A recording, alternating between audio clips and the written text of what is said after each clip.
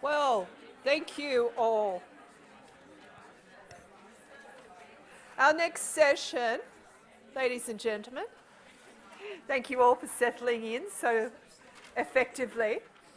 Our next session is called Challenging Changes, something we probably all have to deal with, especially in small regional museums. And who better to talk about that than Kathryn Pitkin, AM, Chair of the Management Committee, National Trust, Miss Porter's House, Newcastle. Her presentation is Thank Goodness for Our Volunteers. Please welcome Kathryn Pitkin.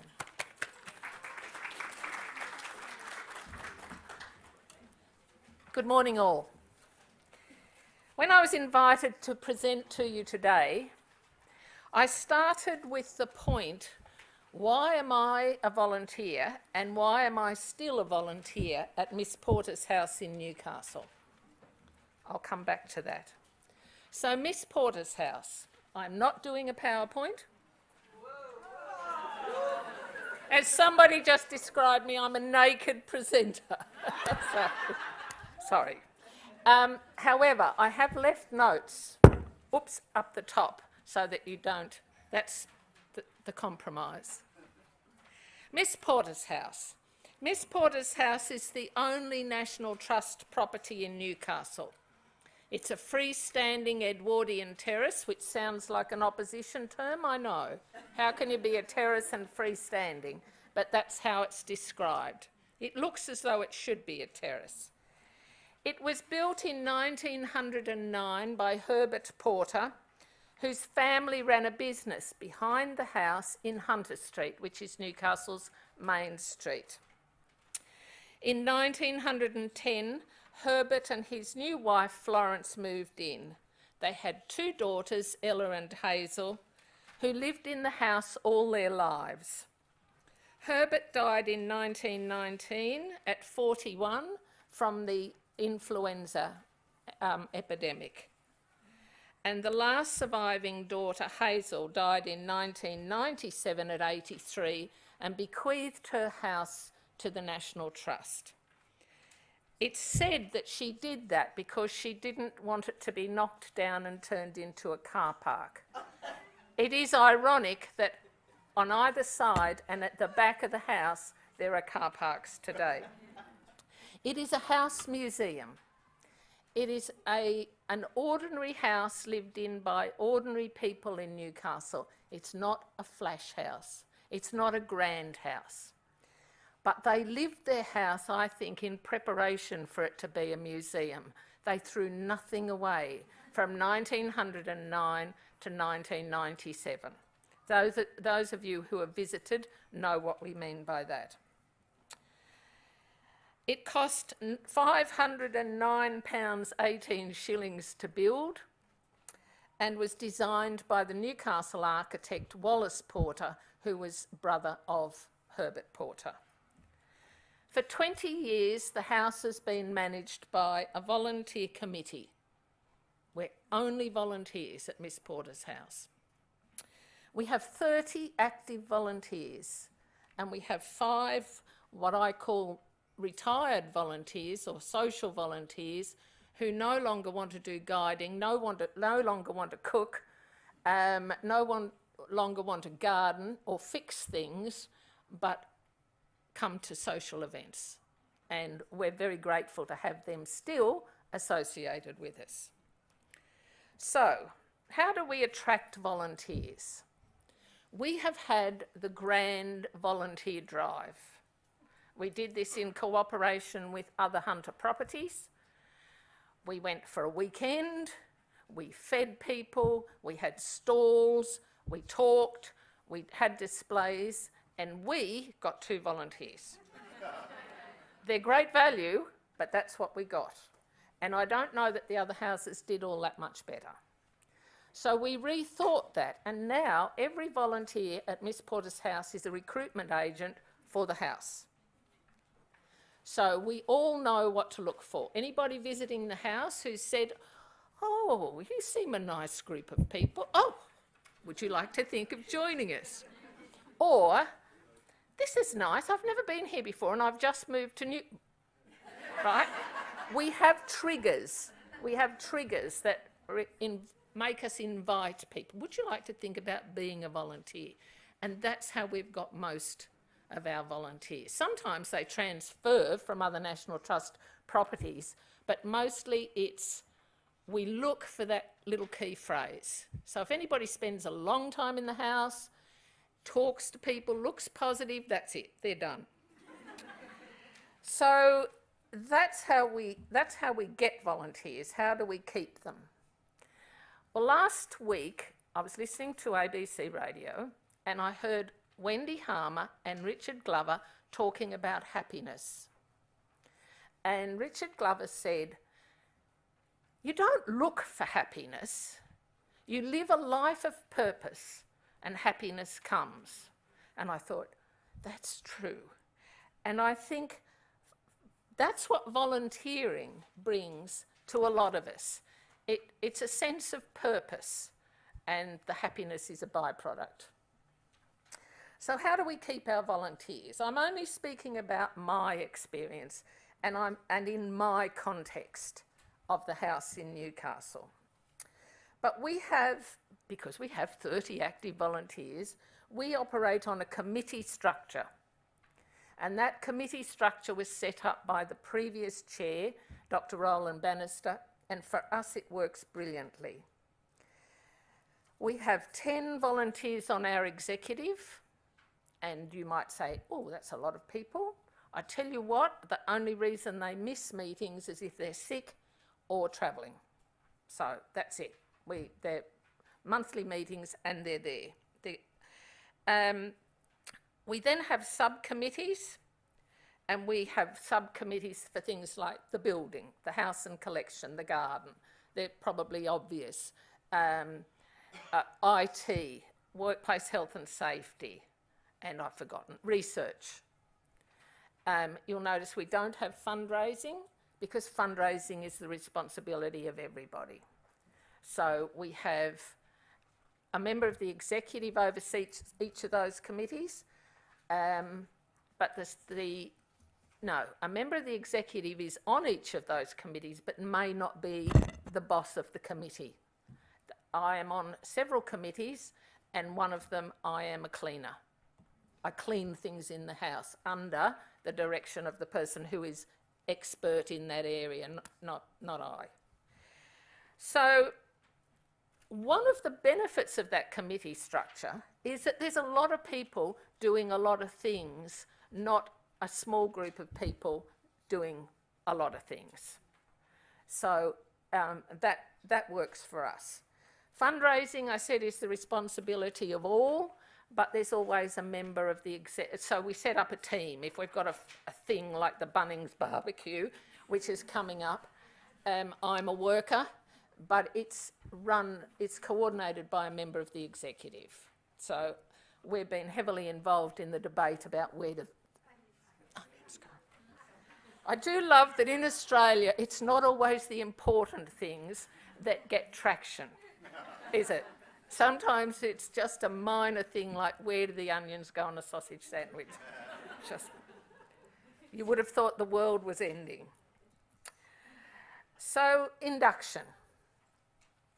The National Trust has good induction practices, but even before that, we did our own induction. And at one stage, we used to get a bundle of volunteers who were starting. We'd have the day of training and we'd have people come in.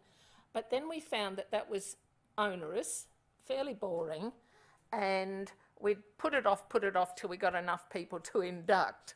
So now we give them, I meet with them, or a delegate meets with them, has coffee, so it's much more low-key. We give them the package, go through it, and then we mentor them. So they don't start guiding until they spend time with an experienced volunteer in each of the rooms in the house. So that's how that works. They're inducted well, they're made welcome, they're given a badge, they're introduced at things because we want to keep them. If we've got them, we want to keep them.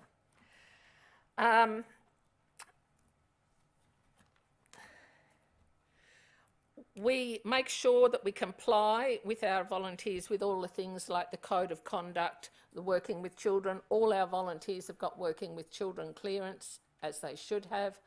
I check that with them, and if they can't do it online, we do it on my iPad, and then they toddle off to the service centre and get done. So how do we keep them after we've inducted them? I think the first point is involvement and inclusion.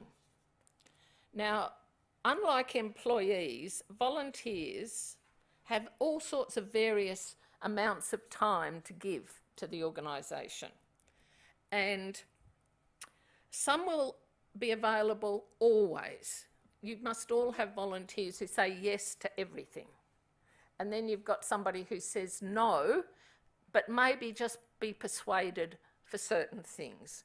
We've got a really great volunteer who only comes in to water the garden and do a bit of pruning. She doesn't want to go to meetings, she doesn't want to go to social things, she doesn't want to do any of those, she just wants to come in and do the gardening.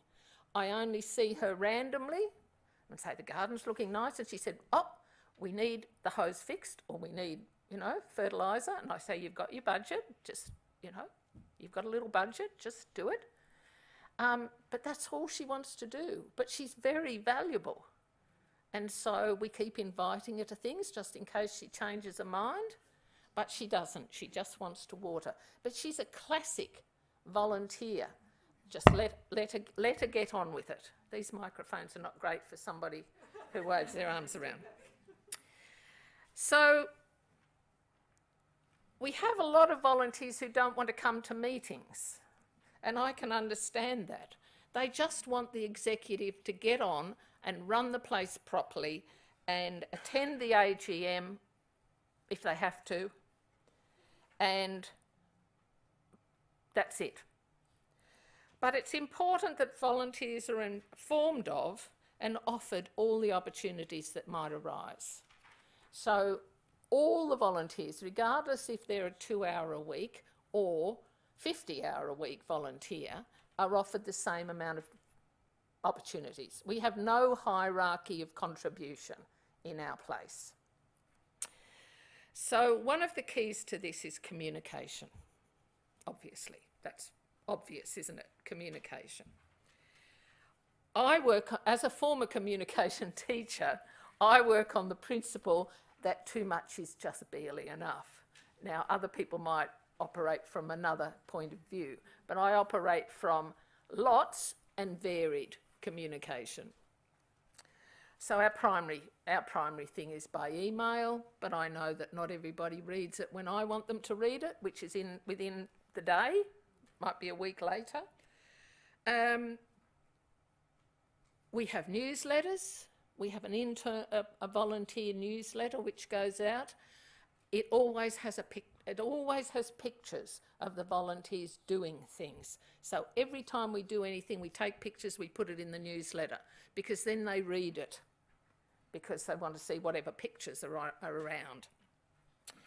This is about 5 times a year, 5 or 6 times a year. It doesn't come out on a set date. It's a bit more, we've had lots of good things, we'll do a newsletter. So I don't do it.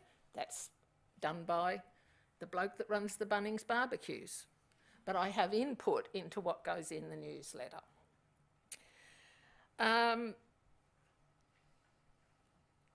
One important thing we do is early February, we're starting the year. We're getting back into the year, and we have a training day. That's what I think of it as. That's not what we usually tell everybody that it is. It's a kind of welcome to the new year meeting. It's been very popular. We get about 28 people come to that day, to that meeting. So we have a 2-hour meeting. We have it in a bowling club or somewhere, because the deal is we do lunch afterwards. I was impressed with Samantha when she said, if you can't pay people, you feed them cake. We can't pay people, but we feed them. Food seems to be involved in lots of things that we do. And our people are not little kids.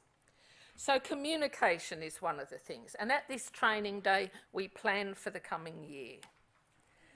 The other thing is that our volunteers have to be valued. They have to know they're valued. They have to be thanked. They have to be acknowledged.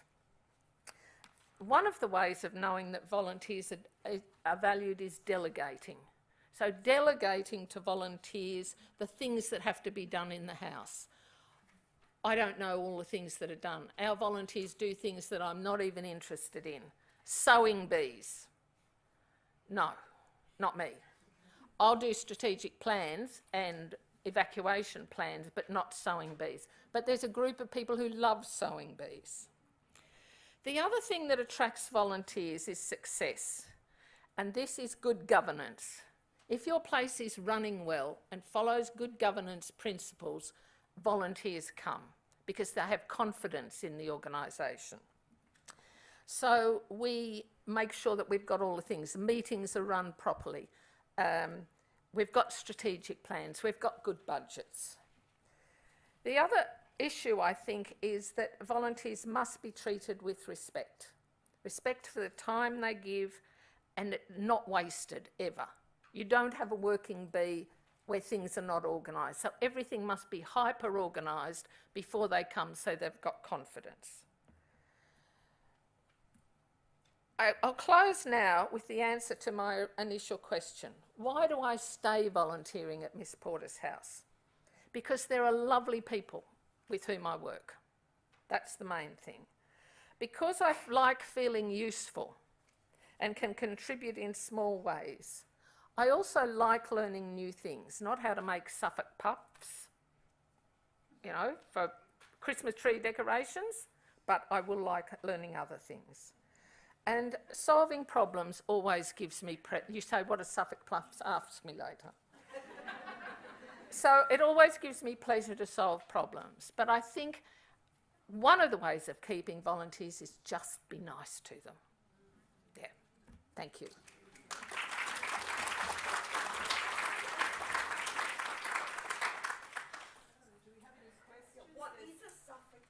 I'll tell you later. That's not, yeah. I have a question, which is kind of the elephant in the room. And it doesn't happen, I'm sure, in every volunteer group. But occasionally you get the person who isn't a lovely person. And who kind of upsets the dynamics of everything. How do you address that? Honestly. I work on the principle of praising people publicly and criticising people privately. So we've had that. We've had the unworkable with volunteer. I take them aside and say, this is not working for us. You're not a mix that enables us to work effectively. Can we talk about how that would change? And then the next step is... Thank you. Does that answer the question? Yes. Because you Yes, can't...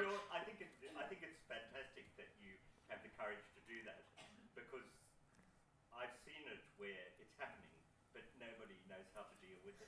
You can lose 28 volunteers for the sake of one, rather than being honest with that one person.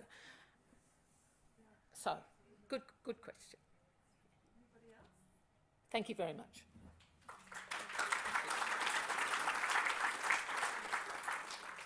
Thank you, Kathryn. That was fantastic to be naked. Okay, so our next presentation, From Adversity to Dreams Achieved, we have Heather Trevaskis, President of the Lockhart and District Historical Society, Green Gunyah Museum, Lockhart. So very warm welcome to you, and thank you for coming all this way.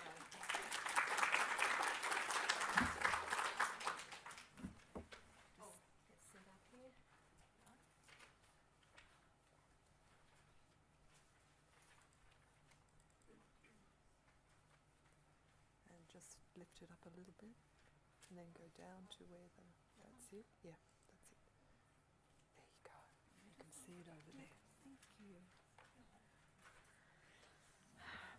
Hello, everyone. Thank you for the invitation to speak at this forum, Deborah. My name's Heather, and I'm president of the Gunyah Museum in Lockhart, which is, Lockhart is known as the Veranda Town. It's a small town of about 1,000, and I really believe in my heart that we all work towards trying to make our town become a tourist destination in the heart of the Riverina. And there we are. We are a 355 committee of the Lockhart Shire Council, but our museum is operated and managed by volunteers with the support of our museum advisor. Our story today is about resilience, commitment and determination to overcome adversities and to continue as a museum and fulfil our dream. Gunyah was established in the 1970s, with the founding members collecting and storing our town's many stories and objects relating to our early history. It used to be a timber office storage yard.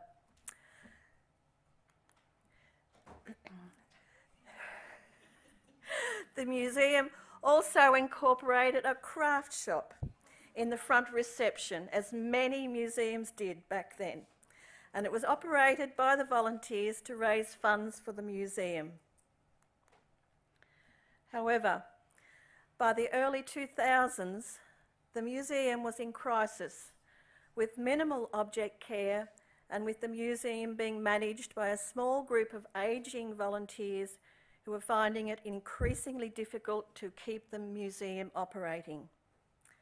Following a review and a strategic plan developed by Kylie Winkworth, the Lockhart Council and community were able to reform the Historical Society Committee, and we were able to open 3 days a week.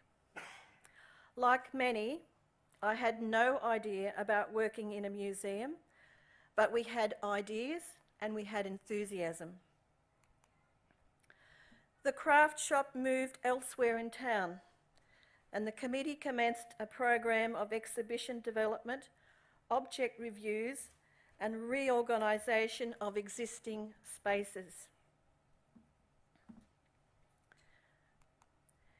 In 2007, we saw the opening of the Doris Golder Gallery, showcasing the magnificent wool art of a local artist, Doris Golder. There's Doris with Tim. This initiative raised our visitor numbers from 426 in 2006 to 1,776 in 2007.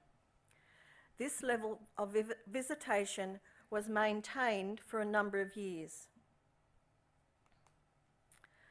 We also saw the development and opening of the Brookong exhibition, which is of national significance, tells the story of the large sheep station around Lockhart in the last century. And at this time, our reception area was certainly unique, offering very little volunteer comfort. There was no running water, with kitchen facilities confined to a small shelf, and our office and computer was on a small kitchen table in the corner, but it certainly had charm.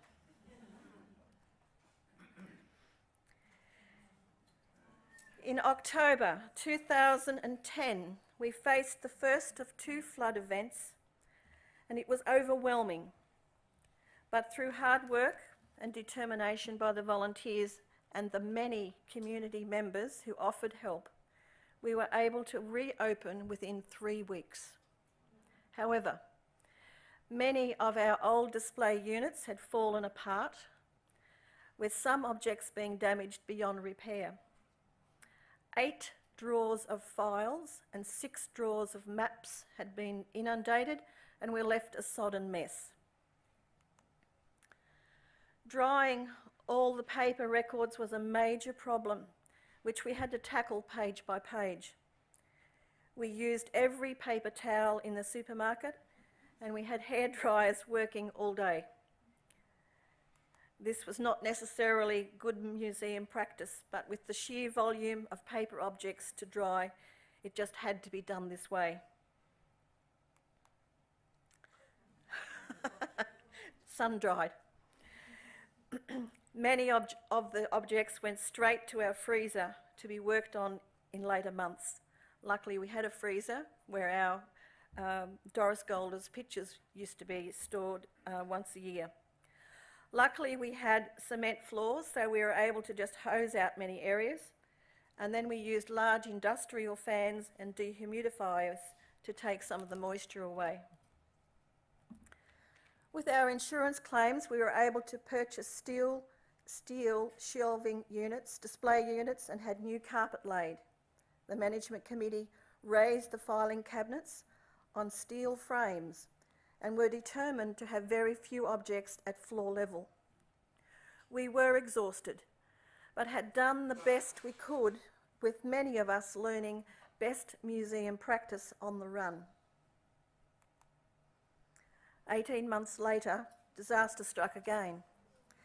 This time, a record flood, 20 centimetres above the previous level of 2010, which was also a record flood.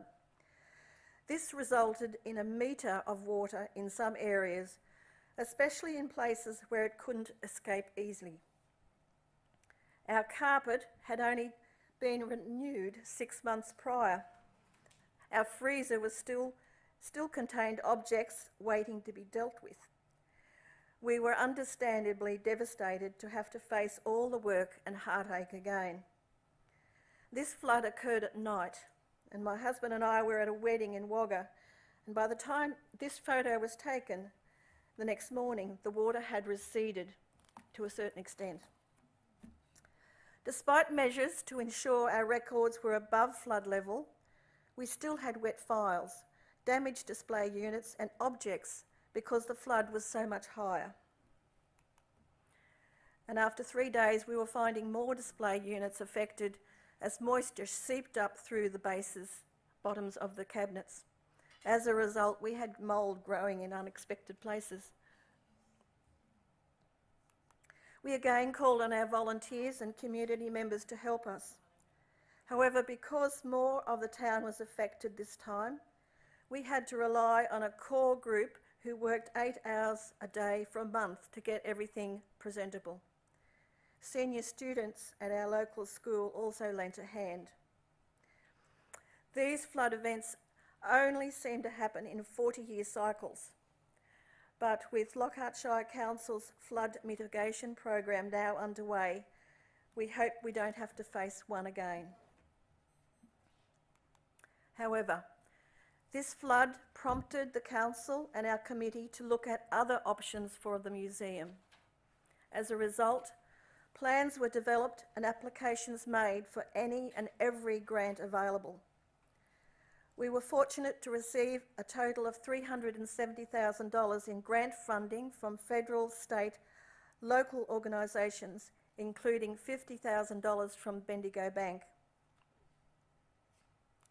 These funds enabled us to construct a flood-free building, offering modern facilities to our volunteers and a secure space for our exhibition and objects. We were also able to upgrade flooring and construct wheelchair access to our original reception area, which we turned into a replica old shop showcasing our 1902 Lamson cash exchange system, and used many of the original display units out of the old shops down the street. We didn't know ourselves the simple luxury of an inside toilet and kitchen facilities. As a result, our volunteer recruitment and support, we were opening 5 days a week and had developed the Tourist Information Centre into an inviting and expanded space. Visitor numbers had topped 2,300. We had achieved our dream, or so we thought. Late 2015, the former Ford dealership and workshop next door came onto the market. Comments in town were, "Why doesn't the museum buy it? It would be fantastic to display the machinery, or once it's sold, you'll never have the opportunity again." My comment was, "Buy it with what?"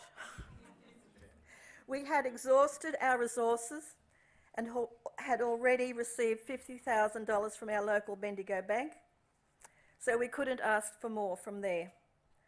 Grant funds didn't often extend to purchasing old buildings, so we had to have other strategies to raise funds. A fundraising committee was formed and we started a pledge campaign. We also received an initial grant from FRRR of $15,000 and later received their support with a special donation fund, allowing tax deductions to be claimed. Our project, Double the Space, Double the History, was launched. Pardon me. In 12 months, we raised a deposit of $87,000. This allowed the Lockhart Shire Council to be confident enough to support the project by providing an interest-free loan and to purchase the lots of land that belonged to the garage, which we didn't require. We had doubled our exhibition space by this purchase. We were then faced with the task of meeting council requirements for public access. We naively thought when we purchased the building that we could just knock a hole in the wall and pull the machinery in, but unfortunately it's not the way. This required us to apply for grants for the redevelopment through Regional Cultural Fund and the Lockhart Progress Association, who had already received a grant from the community partnerships for this project. Through these two grants, we received $98,000 for the building's development. The building presented unique challenges. It needed the removal of underground fuel tanks, filling of mechanic pits, inclusion of access doors, 2 fire reels, upgrade of water meters, provision of exit lights, construction of disabled toilets, industrial cleaning, and lining of exhibition and media spaces. We also had the problem of what to do with the large display windows in the front showroom, and we still had the challenge of being flood prone. After investigation by council, we were able to consolidate some of the lots, which alleviated the need to construct disabled toilets, which saved us thousands of dollars. Extensive planning took place with the help of our museum advisor Kim Biggs and with support from Lockhart Shire Council. Work was able to start in June 2018 using mostly local tradies and volunteers. The Regional Cultural Fund also included provision for stands to be purchased to raise some of the machinery above flood level. We also planned window tinting and air conditioning for the front area, and the project expected to be completed in mid-2019. Once the project is completed, we will have 5 dedicated exhibition spaces, a large showroom for travelling exhibitions, workshops or community use, and a media viewing room. Our showroom area has already been utilised by the community for a reception for the opening of our painted water tower. We will be able to display up to 20 pieces of machinery in an enclosed workshop area with many protected on stands. We have 32 community volunteers, and at the moment we open 7 days a week. We just experienced our best month on record with over 1,000 visitors through the museum in October alone. Historically, October is our best month for visitors, with our town festival, the Spirit of the Land, taking place on the second weekend, but we averaged between 200 to 400 a month this last 12 months. We continue our close working relationship with the Council's Tourism Officer, Jennifer Connor, and our Museum Advisor, Kim Biggs, who have both supported and sustained us through these challenging years.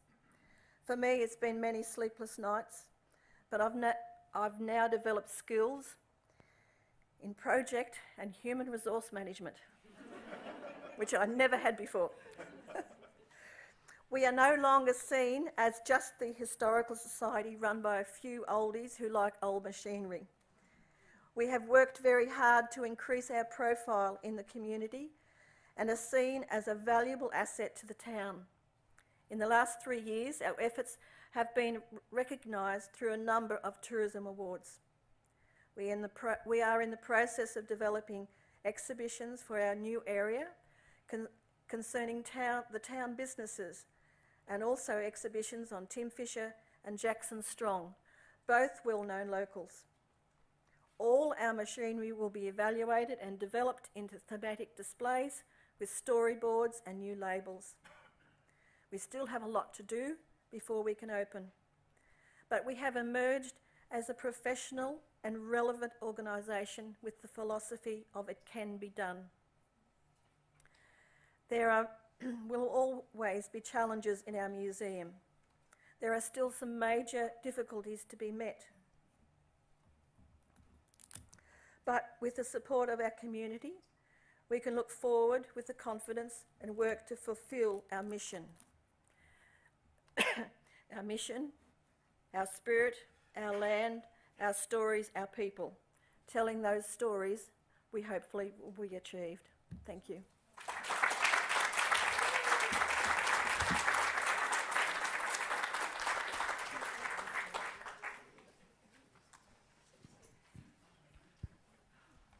Thank you so much. Now, questions from the audience? Middle, there, if you could pass the mic up, please.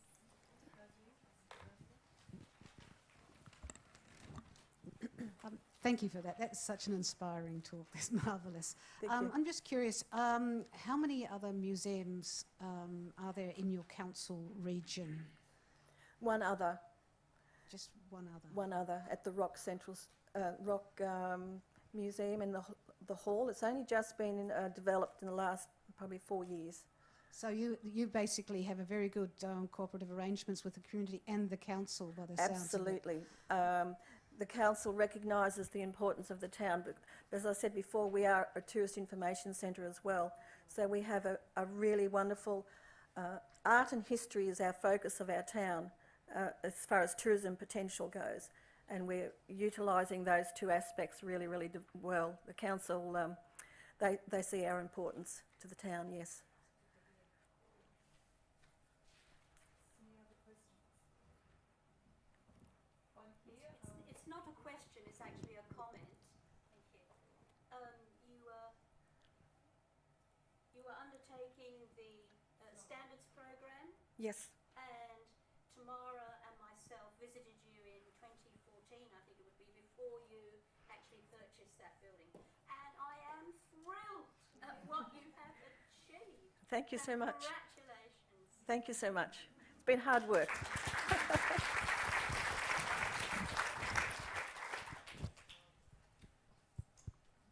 Luke, you were going to ask. Heather, I was just going to ask, I'm Luke from Wagga. So Yes, Luke. Congratulations. I visited that museum a number of times. Thank you. Brilliant job. You talked about curating temporary exhibitions. Yes. So of local objects or travelling or... We hope to attract that front area where the people were having their morning tea. We hope to develop that into a community art gallery or a travelling exhibition space. And we're really trying to develop the cultural interest, I suppose, of the town to drag them into the museum as a little hook. But possibly even from other museums, you know, if they have exhibitions that they may like to bring down to them. Wagga might be one of those. Absolutely. Any more questions? Oh, yes. Vicky.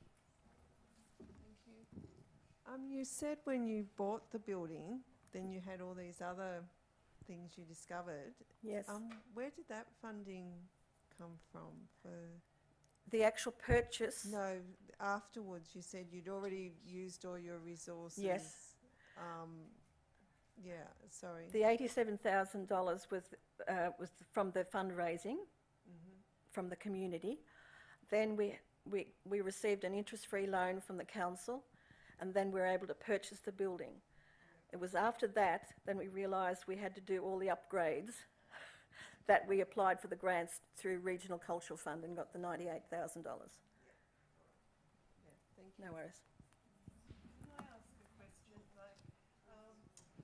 How do you approach the council? Did you have strong ties with them already, developing over years, or did you really make an effort to reach out to the council? We're a 355 committee, so Could you describe what that is? I don't really, let me try and explain it in a nutshell. We are a subcommittee of council in as much as we are responsible to the council. They own the buildings, they own the land, but we actually have to raise the funds and make those buildings work and do the maintenance to those buildings. So it's it's community-based support for the council, I suppose, when they want their buildings utilised. But the Historical Society became a 355 committee a number of years ago, so they have always had a really close relationship with the council. But this particular council that we've got at the moment is functioning fantastically well. We've just become a standalone council. Government wanted to amalgamate us with Corowa, so we fought very hard, the town fought very hard to have a standalone. So we have a very, very strong council at the moment, and they all recognise the importance of the museum, the importance of the Tourist Information Centre, and in conjunction with the art trail and history trail in town. So we're all working towards a goal of developing our town's potential. Because we don't have a big industry, we're just agriculturally based. So you've got to try and have something to get the people into town. We've got one more question. Yeah, hi, it's Keith Ward from the Railway Museum at Valley Heights in the Blue Mountains. Thank you very much for the presentation. Quick question with regard to admission fees. Yes. What does your museum charge, and how do you appraise that in terms of, or establish that in terms of competing with other use of disposable income around the town, say the cinema or the pub or whatever, and how do you give value for money in that way? We don't have a cinema. We do have two pubs. $5 is at all costs to get through our museum. We have tried to maintain that level for a number of years. We may get to the stage where we have to increase it sometime, in the near future. But our philosophy is that a lot of our clientele are the grey nomads, and any more than about $5 or $6, $10, up to $10, they're sort of turning around and going back out the door again. So volume is where we're trying to aim for. Thank you.